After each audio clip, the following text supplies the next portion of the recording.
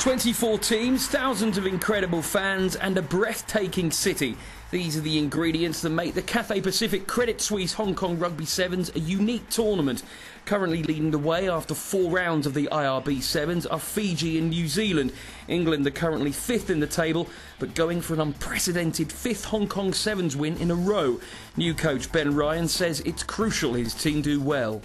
If we want to win the IRB series, then Hong Kong with 24 teams, 3-day tournament, double points, does mean that we can quickly move up the rankings and compete at the top. And if we get a double and win at Adelaide as well, then we're in the mix coming to our home venue in London. So it's a must-win in that respect, but it's never going to be a win at the expense of development, and we're going to pick our side accordingly and pick players that we feel are going to be adding to their development and will value add for everyone really, so that we might not have as many household names in the past, but that's not to say in the future they're not going to be. England come up against Hong Kong, Korea and Argentina in their group.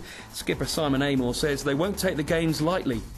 With Hong Kong being the hosts, you play any country on their home soil and they'll do anything, they put out everything, particularly when they play England. Everyone wants to beat England and Hong Kong will be desperate to do that, so that'll be a real tough challenge on our first day. Korea are, or have been for the past sort of 5-6 years, the best real team in Asia. They've really dominated that sort of area of the game. And Argentina, well, they've put out a newish sort of squad, a few guys from previous years who probably haven't been as successful as they'd like to be in these first 4 tournaments, a bit like ourselves, but they'll be massive, massive challenge as well. We played them in the final, I think it was 3 years ago, and just about pipped it then. So that'll be a huge game for us, and particularly with the way Hong Kong works, where it's not the actual top 2 that go through these tournaments, each group, to the quarterfinals. It's the top 1 and the 2 best runners up throughout the rest of the pools. It means you really have to top your groups. We've got to win all 3 of our games, so it's going to be a big challenge for us. Of course, the Sevens provides a breeding ground for many future England 15s players. This year has seen Sevens stars David Strettle and Matthew Tate make a mark in the Six Nations Championship. And for another couple of youngsters, David Doherty and Danny Kerr, that's a big motivation.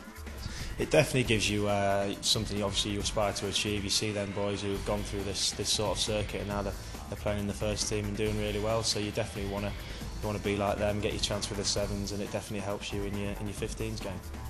Yeah, I think the same. I think it's good that we get a route through to the first team, and some of those boys have gone through the Sevens, so I think that it shows a good progression through, and it's brilliant for us really. So hopefully we'll be able to aspire to what they've done. So what does make the Cathay Pacific Credit Suisse Hong Kong Rugby Sevens so special? You speak to all the boys that have been at Hong Kong, and there is that electric atmosphere, but it's a fairly friendly one, and I think is one of the bonuses of the IRB Sevens, that you're there for 2 days or 3 days in Hong Kong, and you do get to mix with the supporters, get your photos taken. It's quite laid back in that respect because you've got a lot more time to do that. So as far as an occasion for everybody, it's a social one, but it's also got that edge of elite sport, which makes it fairly unique. I mean, yeah, it's just amazing. It's just jumping. It's the only way I can describe it. When England go out to play, the whole stand fills up and it's just bouncing. It's just every time you score a try, you can barely hear yourself. Especially in the big games, it's just jumping. It's just amazing.